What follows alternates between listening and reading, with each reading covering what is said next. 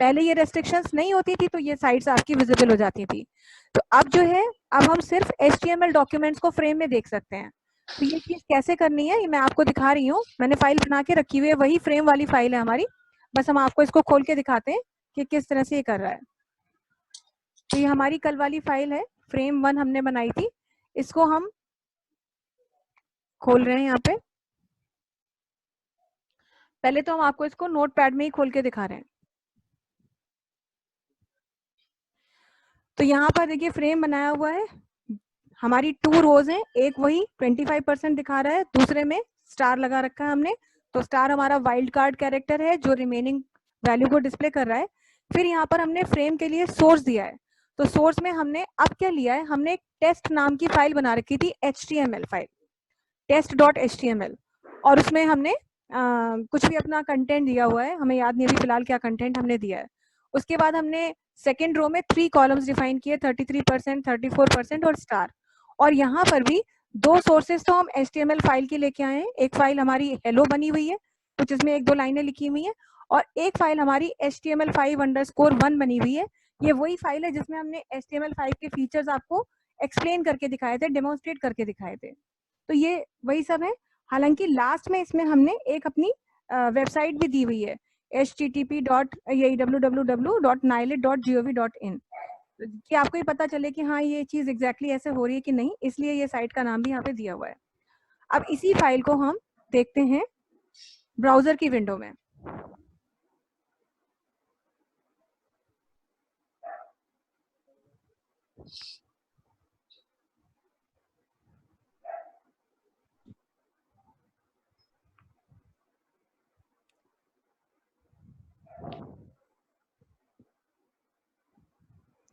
अब ये हमारा ब्राउजर विंडो खुल गया है। तो देखिए यहाँ पर जो पहली फाइल हमने जो पहले फ्रेम में दी थी, नोटपैड में जो शायद हमारी पहली फाइल थी,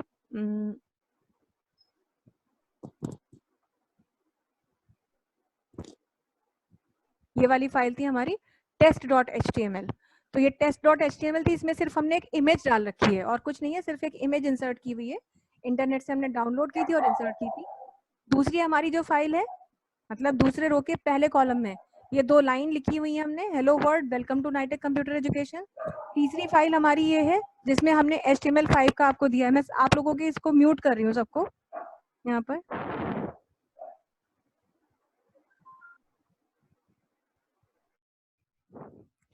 तो यहाँ पे scrolling is equal to yes का रखा है, तो ये देखिए स्क्रॉलिंग पॉसिबल है। यहाँ स्क्रॉलिंग नो कर रखी है तो स्क्रॉलिंग नहीं आ रही है। और ये वो वाला फ्रेम है जिसमें nilet.gov.in की साइट खुली हुई है। तो देखिए क्या कह रहा है, nilet.gov.in रिफ्यूज्ड टू कनेक्ट। वो इसीलिए बता रहा है क्योंकि इन साइट्स में इतने प्रिवेसी के ऑप्शंस लगाए हुए हैं कि अब आप जो है इन फाइल्स को इन साइट्स को ऐसे लोड नहीं कर सकते हैं। तो सिक्योरिटी रीजंस की वजह से इनका ये ऑप्शन जो है फ्रेम्स का वेबसाइट्स के लिए डिसेबल कर दिया गया है। आप सिर्फ HTML डॉक्यूमेंट्स ओपन कर सकते हैं, बाकी आप जो है कुछ नहीं देख सकते हैं। तो इसके लिए बस ये अर्चना ने हमें बताया था प्रॉब्लम आ रही है, तो हमने इस चीज को दोबारा देखा कि क्यों ऐसा हो रहा है। तो बाद में हमें ये चीज पता चली कि अब ये फीचर इसमें से हटा दिया गया है, ये रिसेंटली रिमूव किया गया है, ऐसा नहीं है। पिछले बैच तक जब मैंने पढ़ाए थे फ्रेम्स तब तक ये सब चीजें हो रही थी, ये भी बहुत ही रिसेंटली ये चीज चेंज की गई है, अपडेट की गई है HTML में। तो इसीलिए मैंने कहा एक बार आप लोगों को भी बता दूं, जिन्होंने अभी ट्राई नहीं किया है आगे उन्हें प्रॉब्लम नहीं होगी, जिन्होंने ट्राई किया है आई होप उनके सॉल्यूशन मिल गया होगा। तो ये तो हमारा फ्रेम्स का ऑप्शन था जो हमने बताया था, और हमने आपको ये भी कहा था कि कुछ अभी टिडबिट्स इसमें रह रही हैं जो हमने नहीं बताई हैं HTML में, वो हम आगे आपको बताएंगे। लेकिन फिलहाल अब हम स्टार्ट करने जा रहे हैं अपने नए टॉपिक से, दैट इज CSS। मतलब आप अगर अपनी मॉड्यूल 2 की बुक खोलेंगे तो उसमें ये नेक्स्ट चैप्टर है हमारा CSS, वही हम टॉपिक आज स्टार्ट करने जा रहे हैं। आज केवल प्रेजेंटेशन में आपको ये सारी चीजें बता रहे हैं कि एक्चुअली CSS क्या है। तो first of all CSS introduction and information. CSS क्या है, व्हाट इज CSS? सबसे पहली बात, CSS stands for cascading style sheets. इसको कैस्केडिंग स्टाइल शीट्स के नाम से जाना जाता है। It describes how HTML elements are to be displayed on screen, paper or in other media. देखिए HTML में जो भी एलिमेंट्स आप यूज करते हैं, जितने भी आपने टैग्स यूज किए, जैसे IMG यूज किया, या आपने टेबल के लिए यूज किया, या आपने लिस्ट यूज की, या आपने हेडिंग यूज की, या टेक्स्ट एरिया यूज किया, बहुत सी चीजें आपने यूज की हैं। उन एलिमेंट्स को स्क्रीन पर किस तरह से डिस्प्ले किया जाएगा, ये आप CSS के थ्रू भी डिस्क्राइब कर सकते हैं। CSS की मदद से आप ये डिसीजन ले सकते हैं। CSS saves a lot of work. सबसे पहला तो नहीं कह सकते, लेकिन हाँ एक बहुत बड़ा फायदा होता है कि CSS में अगर आप काम कर रहे हैं तो आपका बहुत सारा समय बचता है, क्योंकि आप बहुत सारे काम को बहुत आसानी से कर सकते हैं। क्यों? क्योंकि it can control the layout of multiple web pages all at once. ये एक बार में ही बहुत सारे वेब पेजेस का अगर कलेक्शन, जैसे आप वेबसाइट बना रहे हैं और उसमें बहुत से वेब पेजेस हैं, तो उन सभी वेब पेजेस के लेआउट को आप एक ही जगह से कंट्रोल कर सकते हैं। तो बजाय अलग अलग पेज पर जाकर के उनके लेआउट के लिए हर पेज पर जाकर के आप डिफाइन करेंगे उनके लेआउट्स को और डिसीजन लेंगे और कोडिंग करेंगे, तो जाहिर सी बात है आपका टाइम भी ज्यादा लगेगा और आपको काम भी ज्यादा करना पड़ेगा। लेकिन CSS में ये सारी मेहनत आपकी खत्म हो जाएगी, जिसकी वजह से आपका टाइम बहुत ज्यादा सेव होगा और आपको एफर्टलेसली काम करेंगे, बहुत इजी गोइंग वे में आप काम करेंगे। External style sheets are stored in CSS files. जो स्टाइल शीट्स आप बनाते हैं, CSS में जो फाइल्स हम बनाते हैं वो स्टाइल शीट्स कहलाती हैं और उन्हें CSS फाइल्स के फॉर्म में हम सेव करते हैं। Now coming to next thing, cascade style sheet. Actually इसके बारे में हमें थोड़ा समझना पड़ेगा, जानना पड़ेगा। तो क्या चीजें हैं? एक्चुअली CSS जो है it is a style sheet language. जैसे HTML जो है आपकी वो मार्कअप लैंग्वेज थी, इसको हम क्या कहते हैं? It is a style sheet language. क्यों यूज की जा रही है? It is use for describing the presentation of a document written in a markup language like HTML। HTML जैसी मार्कअप लैंग्वेज में कोई भी अगर डॉक्यूमेंट आपने प्रिपेयर किया है तो ये उसकी प्रेजेंटेशन यानी उसके लुक पे काम करने में आपको हेल्प करता है। It is a cornerstone technology of the World Wide Web alongside HTML and JavaScript। HTML और JavaScript भी एक लैंग्वेज होती है, उन दोनों में आप इसको एक एम्बेडेड टेक्नोलॉजी की तरह यूज कर सकते हैं और इसका एडवांटेज आप ले सकते हैं।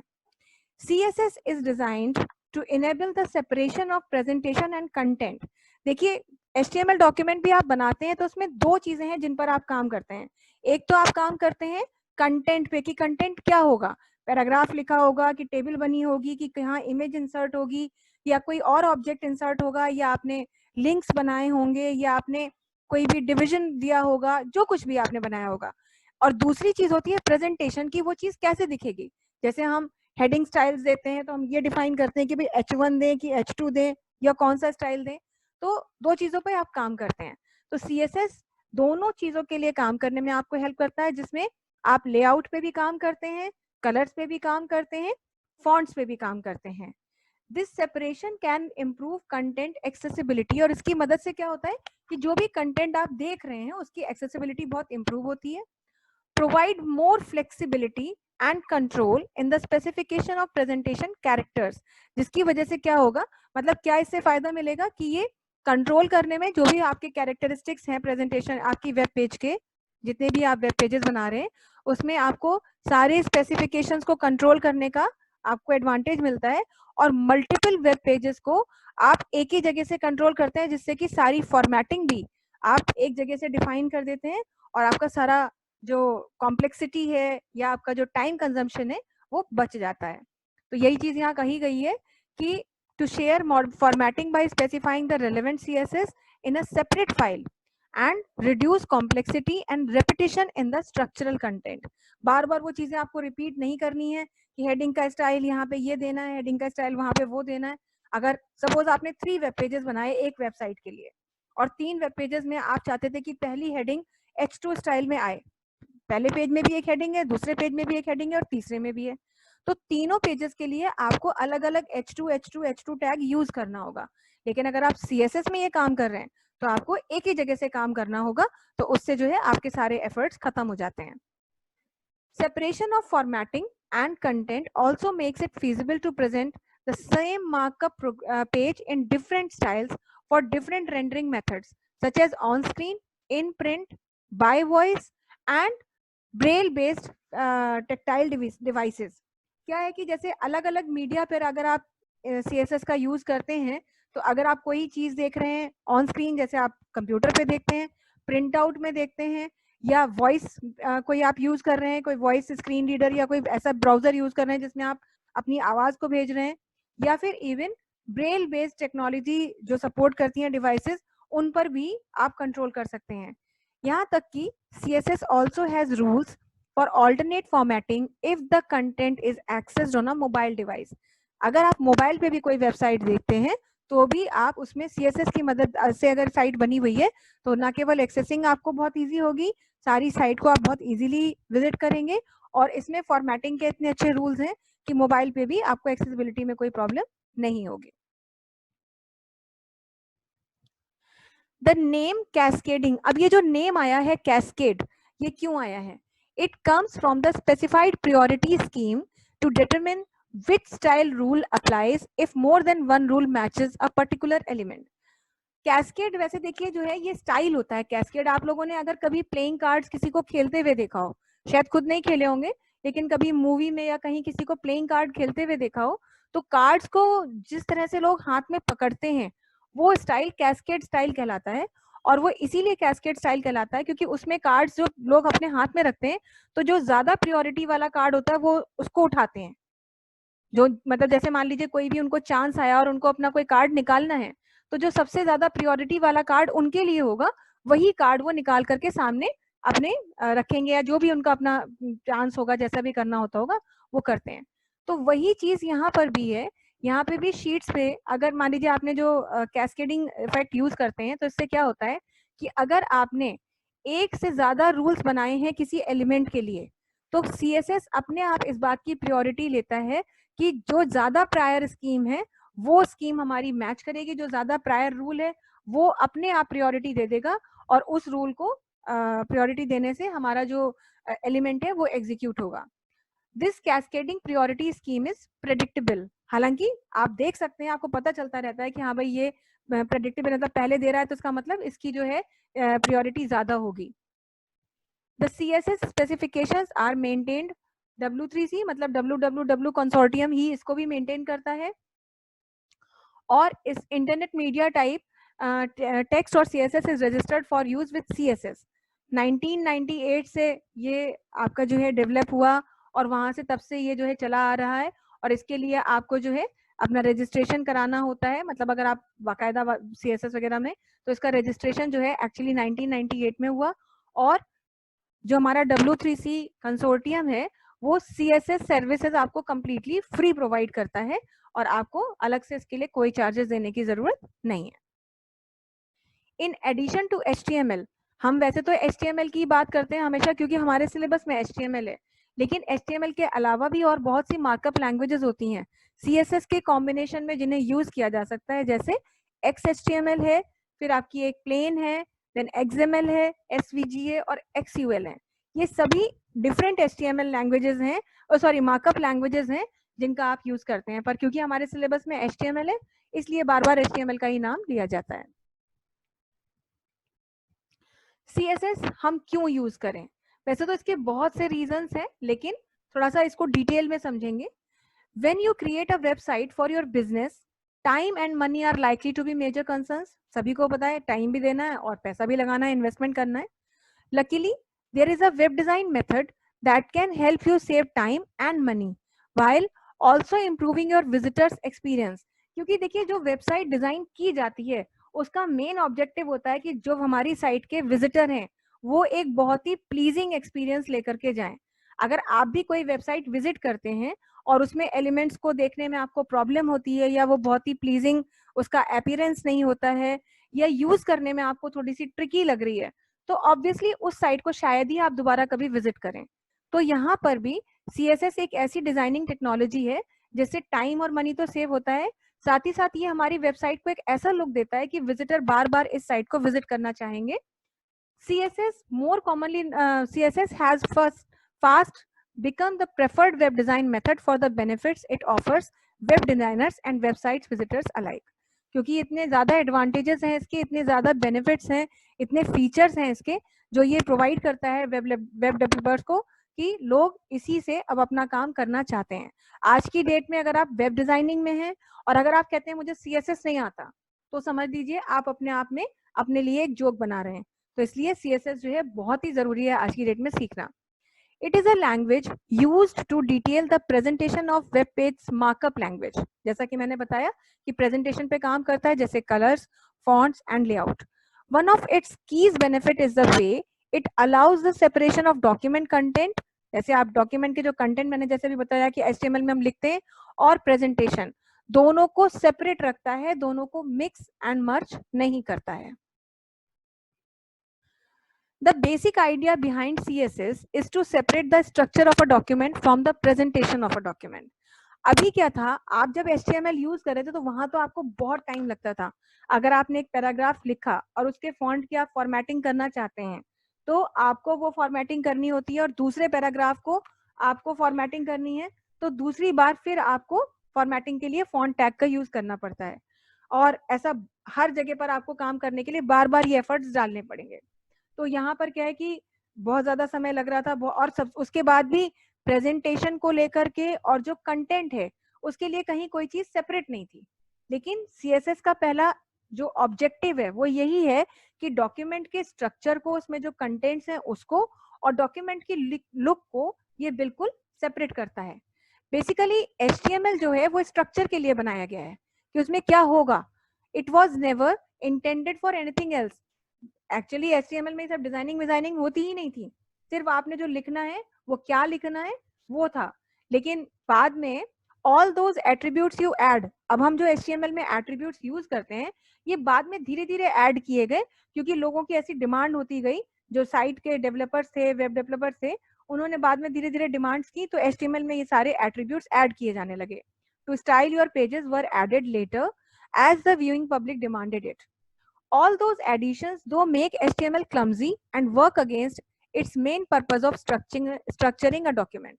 तो इससे क्या हुआ कि आप फॉर्मेटिंग तो करने लगे साइट्स में, आप थोड़ा बहुत अपना डिजाइन तो देने लगे, लेकिन एक तो HTML का ऑब्जेक्टिव धीरे धीरे होता चला गया, क्योंकि उसका मेन ऑब्जेक्टिव डॉक्यूमेंट के स्ट्रक्चर पे था। HTML is there to let a browser know that this block of text is a paragraph and that block of text is heading for this paragraph. तो बेसिकली HTML की designing ये थी कि आपको बताना है ये पैराग्राफ है, ये हेडिंग है, हेडिंग का ये साइज है। बेसिकली ये था, कंटेंट क्या है वो बताने के लिए HTML को यूज किया जाता था। लेकिन बाद में टैग्स का इस्तेमाल करने से वो चीजें कहीं ना कहीं खत्म होती चली गई। Without all, the extra HTML for styling the structure of a document is much more readable, making it easier to update without breaking the document. All of your CSS can be moved to a separate file, making it easier to update your styles as well. जैसा मैंने पहले भी कहा कि CSS की मदद से अगर आप ये काम करते हैं तो ये सारी चीजें आपकी जो है बहुत आसान हो जाती हैं, क्योंकि ये सारा जो आप फॉर्मेटिंग के लिए डिसीजन लेते हैं वो पूरा लेआउट आप एक सेपरेट फाइल में बनाते हैं। अब इस चीज को हम कैसे समझेंगे, इसके लिए हम आपको एक एग्जांपल दे रहे हैं। Before, to give each your pages a background color, you would have added bg color is equal to red. हम लोगों ने अभी तक जब भी बैकग्राउंड को कलर दिया है तो बॉडी टैग में जाके bg color is equal to अगर रेड देना है तो सपोज रेड ही लिखते हैं। और मान लीजिए हमारी एक ऐसी वेबसाइट है जिसमें हमने 10 वेब पेजेस बना रखे हैं, सब वेब पेजेस के लिए लिंक दिए हुए, और हर वेब पेज के बैकग्राउंड में हम यही कलर देना चाहते हैं। तो क्या हुआ कि जितने भी पेजेस बने थे हर पेज में बॉडी टैग में जाके bg color is equal to red हमें लिखना पड़ा। What happened once you realized that red wasn't going to make for a good background color and you wanted to change it to a light gray? अब बाद में आपने ये realise किया, experience किया कि रेड कलर उतना अच्छा नहीं लग रहा है, बजाय रेड के थोड़ा सा सिंपल एक सोबर कलर ले लेना है, और शायद आपने रेड को रिप्लेस करना चाहा लाइट ग्रे कलर से। With a small site, it's not such a big deal to open 10 files and make the change from this to that. अब अगर आपकी एक वेबसाइट बहुत छोटी सी वेबसाइट है जिसमें केवल 10 वेब पेजेस भी पड़े हुए हैं, तो भी आपको 10 के 10 वेब पेजेस को HTML फॉर्मेट में, मतलब नोटपैड में खोलना होगा, और हर पेज में जाकर के आपको रेड कलर को ग्रे कलर में चेंज करना होगा। अगर आपने डायरेक्टली रेड लिखा है तो रेड की जगह ग्रे करना होगा, और रेड का अगर आपने कोड दिया है ये, तो रेड की जगह लाइट ग्रे कलर का कोड देना पड़ेगा। But what if you had 100 pages? अब अगर 10 भी थे तो 10 में करना था, और मान लीजिए कोई बहुत बड़ी वेबसाइट है जिसमें शायद 100 पेज हो या शायद 1000 पेज हो, तब तो फिर हो गया काम, आप तो मतलब 2-4 हफ्ते यही काम करने में लगाएंगे। To code that background on every page of your site using CSS, you would have require a single line of code. अब क्या है, यही चीज अगर आप CSS से कर रहे हैं तो आपको अपनी जो स्टाइल शीट वाली फाइल है, CSS वाली फाइल है, बस उसको खोलना है और एक लाइन का कोड लिखना है और आपका काम हो जाएगा. This one line of code can easily be changed in seconds to affect a site-wide change in background color. काम करने के बाद कभी भी अगर आपको मान लीजिए रेड से ग्रे या ग्रे से ब्लू या कुछ भी कलर चेंज करना है तो सिर्फ इसी लाइन में जाकर के अगर आप कलर का कोड डाल देंगे तो आपका काम हो जाएगा. चाहे 1000 पेज हो, चाहे 500 पेज हो, चाहे 10 पेज हो या 15 पेज हो, बार बार उन 15 या 10 या 1000 या 500 पेजेस में आपको जाने की जरूरत नहीं पड़ेगी. तो आप खुद सोचिए कितना इजीली हम ये काम कर पा रहे हैं. अगर हम बहुत शॉर्ट में देखें कि हाँ भाई क्या एडवांटेजेस है, तो बहुत सिंपल सी एडवांटेजेस है. सबसे पहले तो ईजियर टू मेंटेन करना बहुत आसान है, अपडेट करना बहुत आसान है. क्यों? क्योंकि मेंटेनेंस में बहुत लंबे लंबे कोड्स नहीं लिखने होते और अपडेट में एक ही जगह पर अपडेट करके पूरे के पूरे वेबसाइट को अपडेट किया जा सकता है. ग्रेटर कंसिस्टेंसी इन डिजाइन, बहुत कंसिस्टेंट है. आप डिजाइनिंग में पूरी की पूरी जैसे डाल देंगे तो एक जगह से आपने डिजाइन डाला और पूरा का पूरा वेबसाइट डिजाइन हो गया. फॉर्मेटिंग के ऑप्शन आपको HTML की तुलना में बहुत ज्यादा मिलते हैं. लाइट वेट कोड का मतलब ये है कि कोडिंग बहुत सिंपल इंस्ट्रक्शंस में देते हैं, जिससे ना केवल आपको कोड लिखना आसान है, लिखने में बहुत इजी होता है और ये कोड लोड होने में भी बहुत ज्यादा टाइम नहीं लेता है. फास्टर डाउनलोड टाइम्स, कभी कभी ऐसा होता है कि आप कोई वेबसाइट डाउनलोड करते हैं तो वो डाउनलोड होने में बहुत टाइम लगाता है. उसके पीछे बहुत से रीजंस हो सकते हैं. इंटरनेट स्पीड भी एक रीजन उनमें से होता है, लेकिन वो स्पीड भी और स्लो इसलिए होती जाती है क्योंकि कुछ कुछ वेबसाइट्स ऐसी होती हैं जिनमें कंटेंट्स जो है वो बहुत ज्यादा होते हैं या उनमें बहुत ज्यादा ग्राफिक्स होते हैं. तो अगर आपने CSS की मदद से वेबसाइट को डिजाइन किया है तो ये डाउनलोडिंग की स्पीड को भी बढ़ाता है. सर्च इंजन ऑप्टिमाइजेशन बेनिफिट्स, ये बेनिफिट तो HTML में है ही नहीं. SEO बोलते हैं इसको शॉर्ट में. सर्च इंजन ऑप्टिमाइजेशन का बेनिफिट मिलता है. क्या होता है अभी हम आगे आपसे डिस्कस करेंगे अगली स्लाइड में. Ease of presenting different styles to different viewers, अलग अलग व्यूअर्स को अलग अलग डिफरेंट स्टाइल्स भी आपको देखने को मिल सकते हैं CSS की मदद से. और एक्सेसिबिलिटी में बहुत ही ग्रेट एक्सपीरियंस है, देखने में बहुत प्लीजिंग है, मतलब बहुत अच्छी लगती है और इजी है हर चीज को एक्सेस करना. तो ये सारे बहुत ही, अगर मान लीजिए 2 नंबर का क्वेश्चन आ जाता है तो इतना ही आपको लिखना है और काम आपका हो गया. लेकिन अगर डिटेल में हम देखें तो डिटेल में जैसा कि अभी हमने पिछली स्लाइड में देखा कंसिस्टेंसी इन डिजाइन, तो एक्चुअली कंसिस्टेंसी क्या है. By making one change to your website's CSS style sheet you can automatically make it to every page of your website. जैसा कि हमने बताया कि एक साइट में अगर आपने जितने भी पेजेस डाले हुए हैं CSS की स्टाइल शीट में चेंज करके उस वेबसाइट के सभी पेजेस पर वो चेंजेस ऑटोमेटिकली अपडेट हो जाते हैं. जितनी बड़ी वेबसाइट होती है उतना ज्यादा टाइम CSS की वजह से आपका सेव होता है. And not only does CSS save times, it also ensures that your web pages here have consistent styling throughout your site. सारे में स्टाइलिंग प्रॉपर हो, साइट में कोई भी पेज आपका जो है वो बोर्डम या मोनोटनस नहीं रहता है. बैंडविड्थ रिडक्शन, ये भी एक बहुत बड़ा एडवांटेज है CSS का. When CSS separates your website's content from its design language, you dramatically reduce your file transfer size. क्योंकि आपको पता है कि इंटरनेट पे होता क्या है, आप जो डेटा एक्सचेंज जो शेयर कर रहे हैं सारी चीजें, इसमें क्या है, फाइलें ही तो आ रही हैं और फाइलें ही जा रही हैं आपके कंप्यूटर से. तो फाइलों का ट्रांसफर का साइज, जैसे अगर मालूम है कि फाइलों का साइज बहुत बड़ा है तो फाइलें ट्रांसफर होने में टाइम लेती हैं. लेकिन अगर आप CSS से ये काम कर रहे हैं तो ऑटोमेटिकली फाइल का जो ट्रांसफर साइज होता है वो फाइल का साइज छोटा कर देता है. Your CSS document will be stored externally and will be accessed only once when a visitor requests your website. CSS document visitor नहीं देखता, लेकिन अगर चाहे तो सिर्फ एक बार देख सकता है. जबकि when you create a website using tables, तो आपने कोई वेबसाइट बनाई उसमें टेबल्स हैं या कुछ है, तो every page of your website will be accessed with each visit. तो वेबसाइट जब जब आप विजिट करेंगे उसके सारे पेज आप विजिट करेंगे. Your reduced bandwidth needs will result in a faster load time and could cut your web hosting costs. मतलब ये उन कॉस्टिंग को कम करता है, टाइम जो ज्यादा लग रहा है उसकी कॉस्ट को कम करता है, बैंड विड्थ को जो है बढ़ाता है, सॉरी कम करता है, जिससे क्या होता है कि आपकी साइट्स जल्दी लोड होती हैं और एक बार में, मतलब आपने वेबसाइट खोली तो उसके पेजेस एक साथ दिख जाएंगे आपको, बार बार आपको उसे लोड करने के लिए ज्यादा टाइम लगाने की जरूरत नहीं है। नेक्स्ट क्या एडवांटेज है इसका, search engines. Search CSS is considered a clean coding technique, which means search engines won't have a struggle to read its content.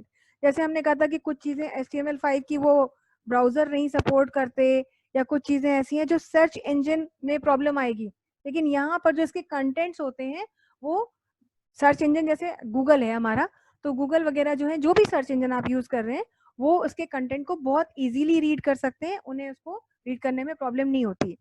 Also using CSS will leave your website with more content.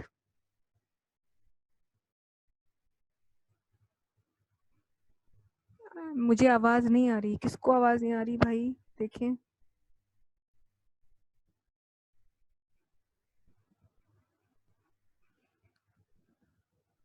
अभी आवाज आ रही है आपको?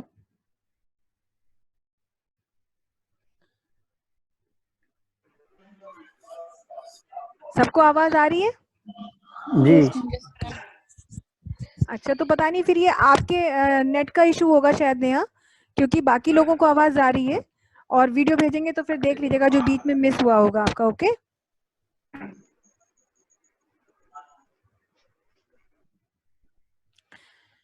तो यहाँ पर CSS जो है हमारी वेबसाइट को ज्यादा, मतलब कंटेंट्स पे को दिखाने में ज्यादा बिलीव करता है, कोडिंग्स पे कम बिलीव करता है ये। नेक्स्ट है ब्राउजर कंपैटिबिलिटी, बहुत ही कंपैटिबल है। जैसे बार बार उस दिन कह रहे थे ये चीज HTML5 की है, इसमें सपोर्ट होती है, ये क्रोम नहीं सपोर्ट करता है, इसके लिए आपको ओपेरा चाहिए होगा, ये सब कुछ इसमें नहीं है। recent arrival of Google Chrome is further evidence that today's internet users have more browser options than ever before, which make browser compatibility a major issue for your website. बहुत सारी चीजें होती है वेबसाइट के लिए, लेकिन यहाँ क्या है, CSS style sheet increases your website's adaptability and ensure that more visitors will be able to view your website in the way you intended. यानी सभी ब्राउजर्स इसको बहुत इजीली उन सबके ब्राउजर के साथ कंपैटिबल है, और इजीली आप विजुअलाइज कर सकते हैं, आपको अलग से किसी ब्राउजर की जरूरत आपको इसके लिए नहीं पड़ेगी।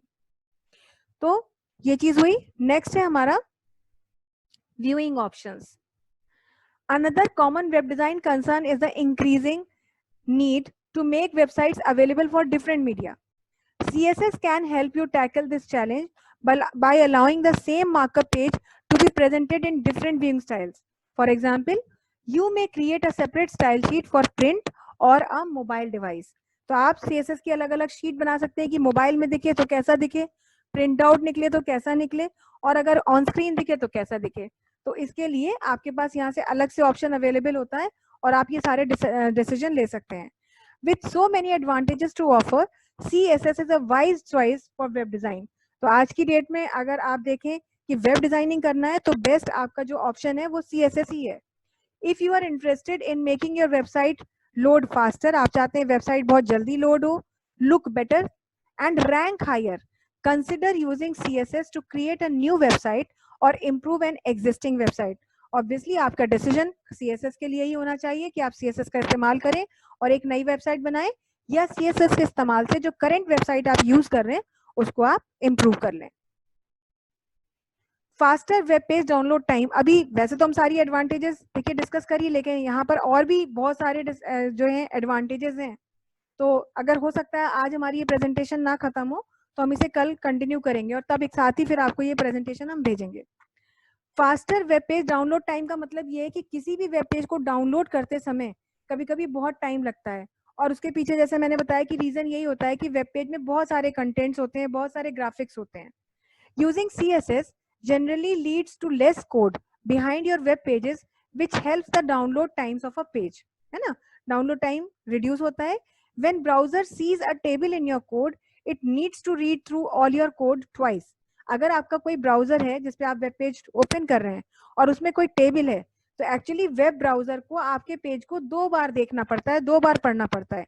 एक बार तो once to understand the structure of the table, एक बार तो टेबल के स्ट्रक्चर को पढ़ने के लिए, और दूसरी बार to actually display the content with in the table, table में क्या कंटेंट है उनको डिस्प्ले करने के लिए। The extra time slows up your ये पेज। अब क्योंकि हर बार ब्राउजर 2 बार आपकी वेब पेज को देखेगा तो उसमें एक्स्ट्रा टाइम लगेगा, जिससे कि पेज स्लो हो जाएगा, डाउनलोडिंग में स्लो रहेगा, स्पीड कम हो जाएगी। Using tables in the layout of a web page generally leads to a greater use of images on that page. क्योंकि टेबल्स भी हमें जरूर देखने में टेबल्स लग रही है, लेकिन एक्चुअली उसमें एक तरह की वो इमेजेस ही होती हैं, और इमेजेस जो हैं these are the heaviest element of a page and are usually the major culprit in slowing down your pages. Images download होने में सबसे ज्यादा टाइम लगाती हैं, तो वेब पेज में जितने ज्यादा टेबल्स या ग्राफिक्स होंगे तो पेजेस को डाउनलोड करने में, लोड होने में टाइम लगेगा. Sure, the images can be optimized to make them smaller, but they are still larger than the line of code. भले ही आप सोचें कि हम इमेजेस को ऑप्टिमाइज कर लें, उनका साइज छोटा कर दें, लेकिन फिर भी लिखे हुए कोड से तो वो बड़ी होंगी. And each image requires another request by the browser to the server. और इसमें हर बार इमेज को लोड होने के लिए ब्राउजर को जो है सर्वर को बार बार रिक्वेस्ट भेजनी पड़ेगी और वो चीजें हमारी लोड होंगी. Because you have placed all your CSS in one separate file, the code will be cached in a browser after the initial request. अब क्योंकि हम CSS में अगर ये काम कर रहे हैं, तो ये जो बार बार रिक्वेस्ट भेजी जा रही थी ब्राउजर की सर्वर को, वो एक बार में कैश में चली जाएगी और बार बार वहां से रिक्वेस्ट भेजने की जरूरत नहीं है. It does not need to be downloaded again for subsequent pages. Your table code needs to exist on every page of your site and must be read again every time a new page is requested, even if the table structure is the same on every page. तो table अगर हर page पर same भी है तो भी, और अलग अलग है तो भी, बार बार रिक्वेस्ट भेजने में टाइम नहीं लगता है और आपका पेज जो है इजीली लोड हो जाता है. Greater control of presentation. Presentation के लिए तो मेन ऑब्जेक्टिव ही है CSS को यूज करने का, तो वो तो हमें जरूर यूज करना ही है. CSS allows for far more control over the presentation of your web pages. बहुत सारे डिसीजन ले सकते हैं. Aside from the fact that CSS has more formatting options over HTML, such as options to control the spacing and leading of text. मतलब ये सब छोटी छोटी चीजें भी CSS से हो रही हैं कि टेक्स्ट के बीच में कितना गैप होगा, टेक्स्ट के पहले कितना गैप होगा. CSS can also determine in what order the page itself displays. ये भी एक बहुत बड़ी क्वालिटी है CSS की कि पेज किस ऑर्डर में डिस्प्ले होगा. If you do have some heavy graphics, you can place them last in your code. अब मान लीजिए हमने कोई ऐसा वेब पेज बनाया हुआ है जिसमें बहुत सारे ग्राफिक्स भी हैं, लेकिन हम चाहते हैं कि ग्राफिक्स बाद में लोड हो, क्योंकि ग्राफिक्स को तो लोड होने में टाइम लगेगा. लेकिन अगर आप भी कोई वेब पेज लोड कर रहे हैं और मान लीजिए वहां कुछ नहीं दिख रहा है, तो आप बोर होना शुरू हो जाएंगे और शायद आप झुंझला के वेब पेज बंद ही कर देंगे. तो जब तक कि ग्राफिक नहीं लोड हो रहे, कम से कम टेक्स्ट तो लोड हो जाना चाहिए ताकि आप पढ़ने में समय लगाएं. जब तक आप पढ़ेंगे तब तक ग्राफिक भी लोड हो जाएगा. तो ये सब चीजें HTML में हम नहीं कर सकते थे, लेकिन ये चीजें हम CSS से कर सकते हैं. तो if you do have some heavy graphics, you can place them last in your code to ensure your visitors can at least have some text to read while waiting for your graphics to load. With tables, it's all or nothing. अब अगर table है तो या तो सब कुछ दिखेगा तो कुछ नहीं दिखेगा. You won't be able to get one part of your table load before another part. यहाँ ऐसा नहीं है कि टेबल में पहली रो दिख गई अभी दूसरी नहीं दिख रही, टेबल तो दिखेगी या नहीं दिखेगी. तो खैर ये एक एडवांटेज होता है CSS का. बाकी की स्लाइड्स हम आगे करेंगे क्योंकि टाइम हमारा आगे जा रहा है. अभी क्लास हमारी ऑटोमेटिकली क्लोज हो जाएगी. कुछ 2-3 स्लाइड्स ही बची हैं, ज्यादा नहीं बची हैं, शायद 1 ही 2 बची हैं, लेकिन आज टाइम खत्म हो गया तो इसे कल करके हम CSS में इसी के आगे की चीज पढ़ेंगे. आज के लिए इतना ही रखते हैं और ये प्रेजेंटेशन हम आज ही भेज देंगे और आप इसको पढ़ लीजिएगा, एक बार देख लीजिएगा और प्लीज अपनी बुक से जरूर पढ़िएगा और स्टार्ट कर दीजिए CSS वाला चैप्टर. उसी को के बेसिस पर हम आगे आपके जो कंटेंट्स हैं उनको रखेंगे. आज के लिए इतना ही रखते हैं. That's all for the day.